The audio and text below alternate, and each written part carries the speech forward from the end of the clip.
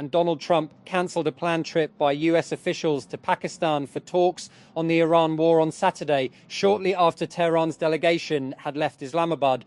The US president said Special Envoy Steve Witkoff and son-in-law Jared Kushner would be wasting too much time, adding that if Iran wanted to talk, all they have to do is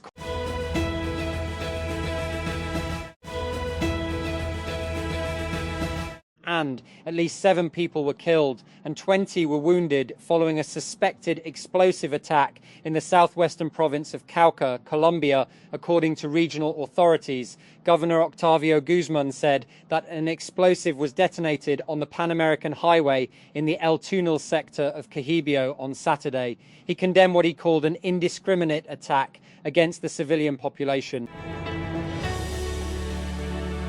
In a recent experiment, Anthropic created a classified marketplace where AI agents represented both buyers and sellers, striking real deals for real goods and real money. The company admitted this test, which it called Project Deal, was only a pilot experiment with a self-selected participant pool of 69 Anthropic employees who were given a budget of $100 paid out via gift cards to buy stuff from their co-workers.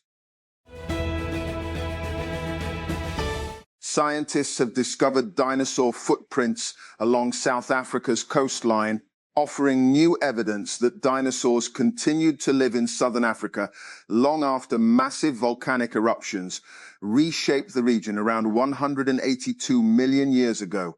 Southern Africa is known for its rich fossil history, particularly in the Karoo Basin. However, after widespread lava flows covered much of the basin, the fossil record becomes noticeably quiet during the Jurassic period. The new discovery is helping to fill this long-standing gap. And a new global ranking has revealed the world's richest countries for 2026. But this time, the list is not based only on GDP. According to travel insurance comparison site HelloSafe, its prosperity index combines GDP and GNI with quality of life indicators such as income equality, poverty rates, and the Human Development Index, HDI. And the flash mob descended on Brisbane City Square wearing double denim and blonde wigs in the style of a legendary Australian singer as they danced with wild abandon to one of his 1980s hits. In an unlikely pairing, pro-Palestinian protesters have adopted John Farnham's song Two Strong Hearts as an unofficial anthem because its lyrics bear a coincidental resemblance to a political slogan recently banned by the state government in northeastern Australia. Tehran, Iran's authorities and state media project that they are less interested than before the war in negotiations with the United States if they go beyond their accepted terms, as mediated talks failed to materialize in Pakistan. Foreign Minister Abbas Araghchi met senior Pakistani officials in Islamabad on Saturday and left for Oman to be later bound for Russia. The top diplomat, who was not joined by Parliament Speaker Mohammad Bagher Ghalibaf like in a previous round of negotiations earlier this month, said he was yet to see if the US is truly serious about diplomacy. A United States federal court has blocked the administration of United States President Donald Trump from deporting a woman and her 5 children following their release from immigration detention. Hayam El-Gamal and her 5 children, ranging in age from 5 to 18 years old, had been held for 10 months prior to their release earlier this week following a judge's order. They had been held in detention for the longest of any known family during Trump's second term in office.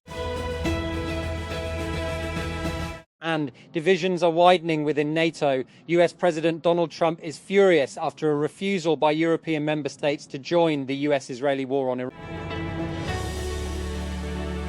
Maine Governor Janet Mills has vetoed a bill that would have temporarily brought permits for new data centres to a halt. If it had become law, LD 307 would have imposed the country's first statewide moratorium on new data centres, lasting in this case until November 1, 2027. The bill also called for the creation of a 13-person council to study and make recommendations on data centre construction. And Hungary's outgoing Prime Minister Viktor Orban has said he will not take up his seat in Parliament after his party was defeated in a landslide that ended his 16-year rule. I am now needed not in Parliament, but in the reorganisation of the patriotic movement, he said in a video statement released on social media on Saturday evening. Arsenal returned to the top of the Premier League as Eberechi Eze's Thunderbolt sealed a tense 1-0 win against Newcastle. For the first time since October, Arsenal had started a league game out of pole position after Manchester City's 1-0 win at Burnley on Wednesday sent them to the summit. United States President Donald Trump has announced that his envoys would not be traveling to Pakistan for talks with Iranian officials after Foreign Minister Abbas Araghchi left the country. The US president told news outlet Fox News that he had ordered Steve Witkoff and Jared Kushner to ditch plans to visit the Pakistani capital Islamabad for the possible talks, despite his earlier claims that Iran was making an offer aimed at resolving the two-month conflict. Hours after an Iranian delegation departed Islamabad, Prime Minister Shehbaz Sharif on Saturday spoke with Iranian President Masoud Pezeshkian and said that Pakistan was committed to serving as an honest and sincere facilitator.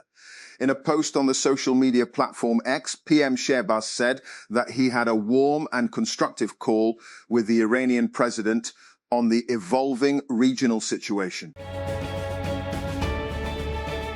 The Mexican government says 2 US agents who died last weekend in a car crash had not been authorized to operate in the country.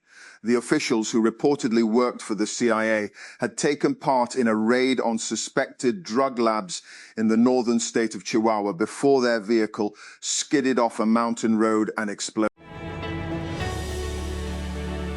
And human rights groups in Venezuela have criticized interim President Delcy Rodriguez for saying a scheme to release political prisoners was coming to an end.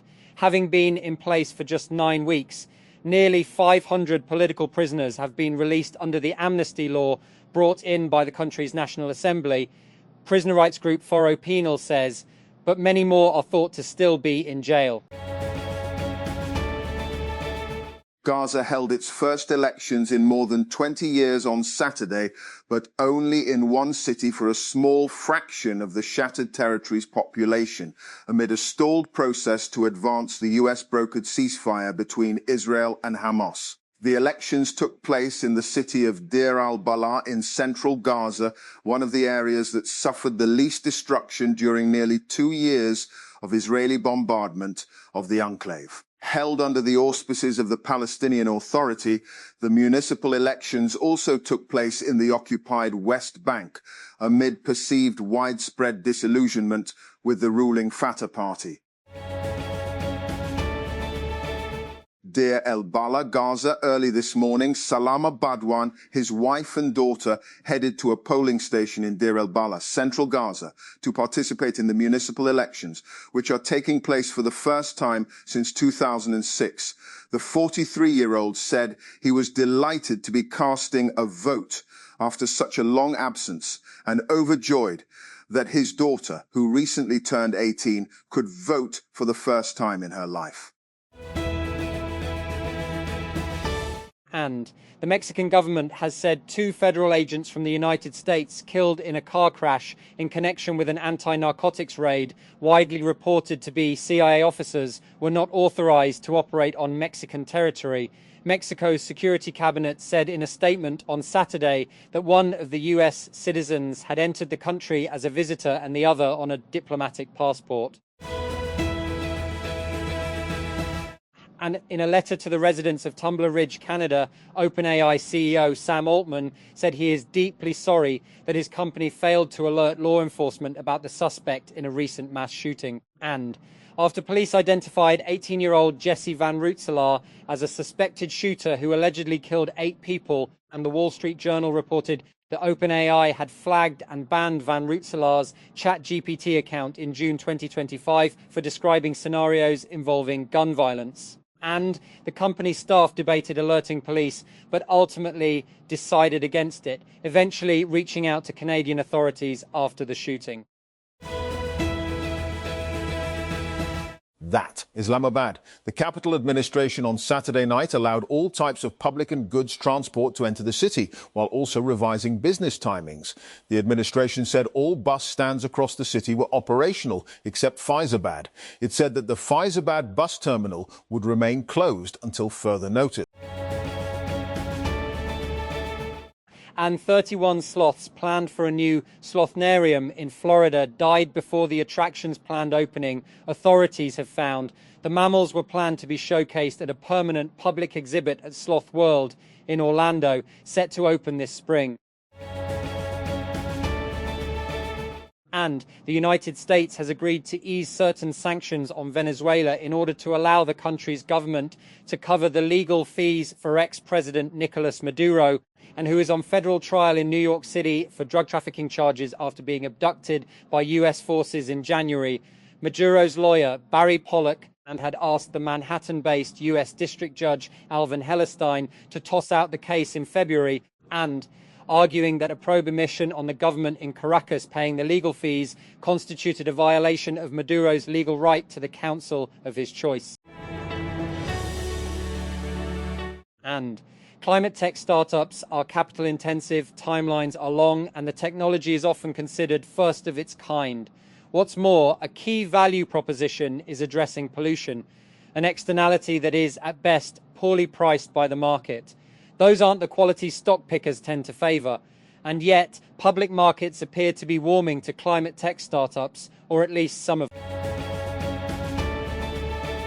And Samsung could be preparing to reintroduce glasses-free 3D displays through a new technology that may appear first on future Galaxy smartphones, including a possible Galaxy S28 Ultra. The company has been developing a new display approach in partnership with POSE-SEL, according to research recently published in Nature.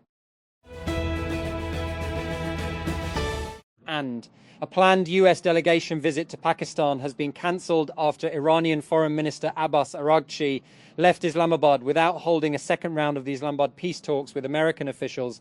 Araghchi had spent the day in Islamabad holding high-level meetings with Pakistani leaders, but Iran maintained that it was not seeking direct negotiations with the United States. Less than 24 hours earlier, Tehran had also publicly denied requesting face-to-face talks. That. Karachi. For the second consecutive day, rescue workers on Saturday carried out a search operation to recover an 11-year-old boy feared to have drowned after being swept away while swimming in a major waterline in Scheme 33. The boy, Zahid Mohammed Khan, was swept away around 2 p.m. on Friday while swimming in the Karachi Water and Sewerage Corporation, KWSC's line in Scheme 33 near Al-Azhar Garden.